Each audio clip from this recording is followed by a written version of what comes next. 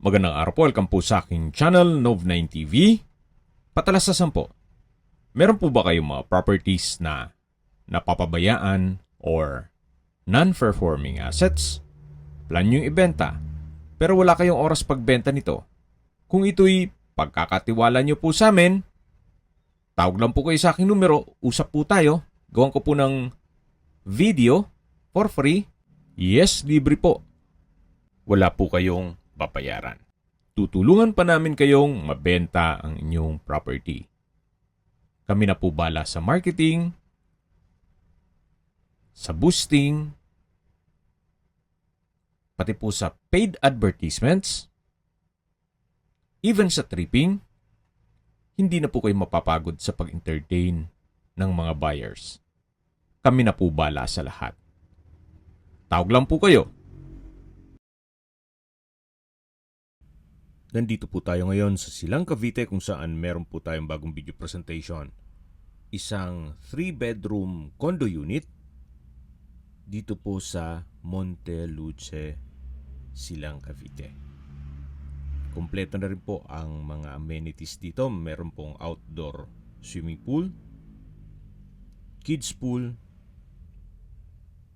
may fitness gym, garden, sun terraces areas, at meron din pong sports and recreation gaya ng children's playground o mini park. Meron din pong projected o planned spa and wellness center, bicycle parking at biking trails, then commercial areas. Yan po for future plan pa yan. Then meron din pong on-site restaurant gaya ng Mario Mio. Free din po ang parking. At meron pong 24 hours front desk and full day security with CCTV. May elevator access, facilities for disabled guests, at may designated smoking area. Napaganda po ng lokasyon nitong condominium. Gawa ng ito po'y along Aguinaldo Highway. Kaya accessible din po ito ng public transportation. At kung gusto naman itong maging income generating at gawing Airbnb, madali naman po itong malocate ng inyong magiging guest. Nandito na po tayo sa poolside. Sa gitna po may bridge. Yan po yung mga condominium units. Meron din pong hangout area dito na may trellis. Ito pong area ay nasa mataas na lugar. Ang estimated elevation above sea level ay 1,000 feet, more or less. Kaya flood-free area. Hindi lang po doon, malamig ang klima dito. Gawa ng malapit po sa Tagaytay. Wala pa pong 30 minutes, nasa Tagaytay na po kayo. At mamaya po sa dulong parte ng video, pag-usapan natin ang distance, location, travel time, pati presyo po nito. Nakita po tayo? At nandito po tayo sa elevator. Labas na po tayo. Nandito po tayo ngayon sa 9th floor. Ito po yung hallway.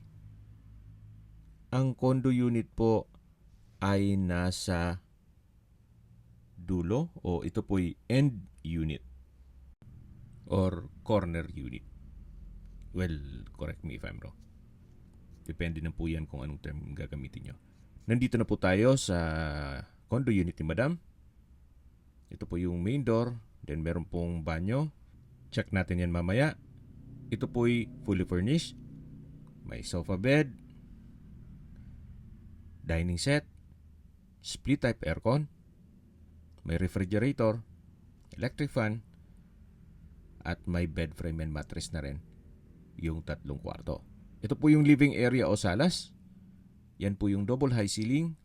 Ito po yung kitchen na may kitchen cabinet at storage ng kitchen utensils. Naka-tile flooring na rin po. Ito po'y roof type.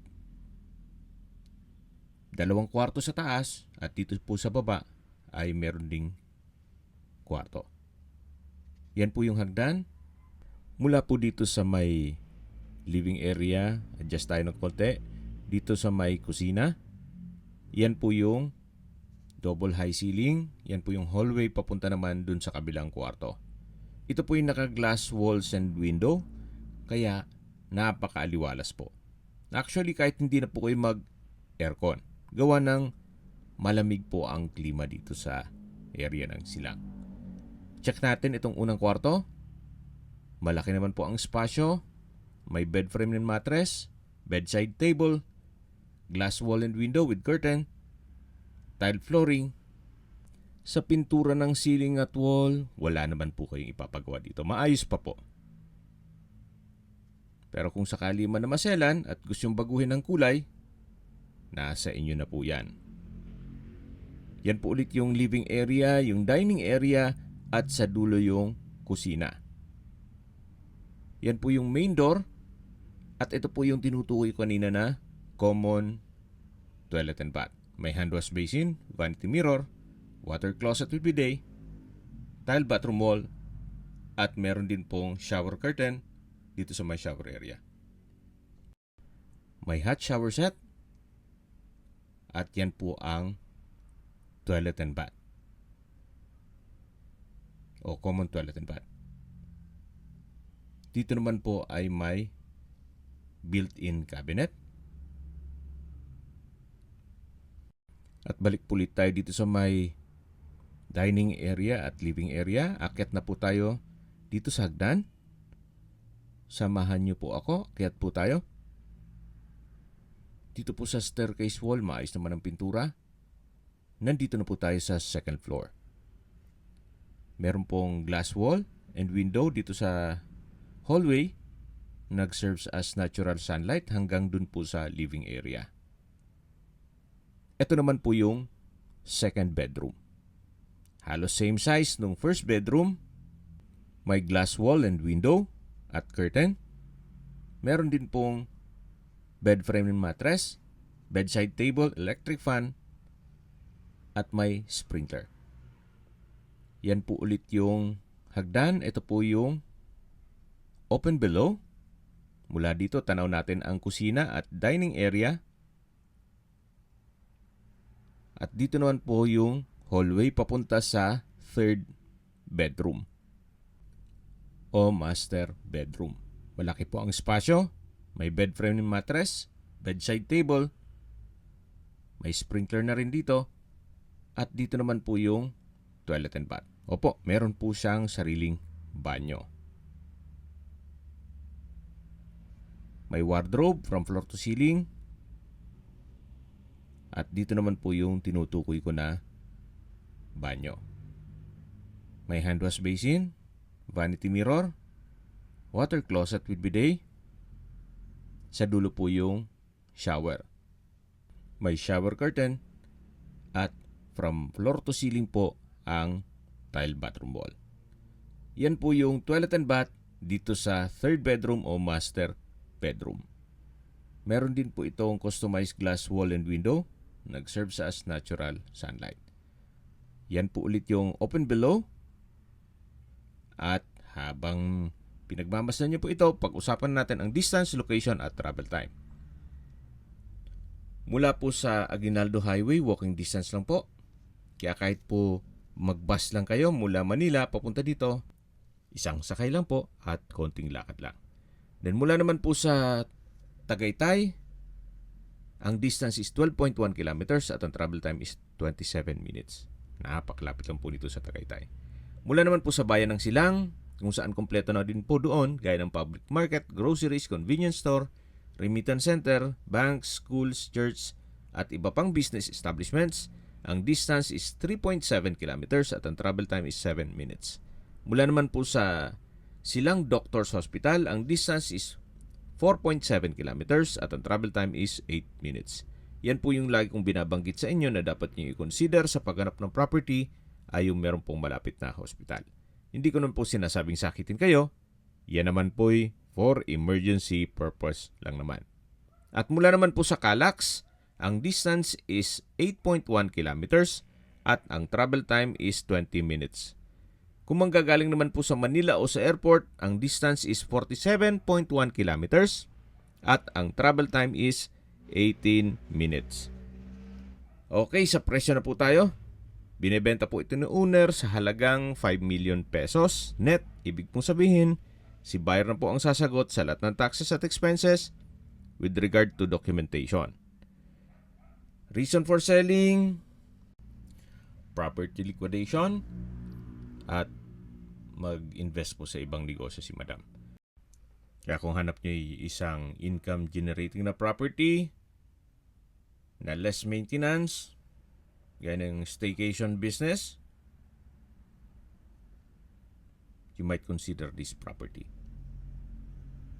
3 bedrooms na condo unit na may floor area 59 square meters, titulado, buhay po ang may-ari.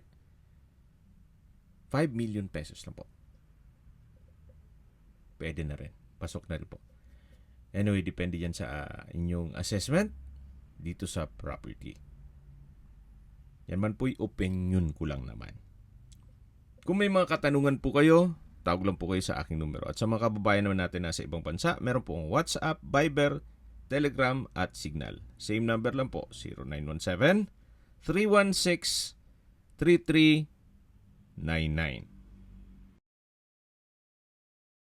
Sa mga nagtatanong naman po ng aming Facebook, meron po aming Facebook page na Nov9TV at Facebook Real Video. Meron din pong TikTok at Instagram. May ibang YouTube channel po kami, the Nov9TV channel, Nov9TV Listings, Nov9TV On The Spot, Nov9TV Updates, at Nov9TV House Rental. Sana po naibigyan nyo ang video presentation. Paki-like and subscribe na lang po sa aking channel para ma-update din po kayo sa aking future listings. Kung sakali po hanap nyo yung mas malaking sukat ng lupa, meron din po kami ibang listings na pwede nyong pagpilian. Huwag po kayong mag-atubiling tumawag sa amin. Then, let us know your budget para malaman namin kung anong property pwede naming ilog sa inyo. Sa lahat pong viewers, subscriber at nagtiwala po sa amin, salamat po sa suporta. Ingat po kayo lagi at yung pamilya. Maraming salamat po.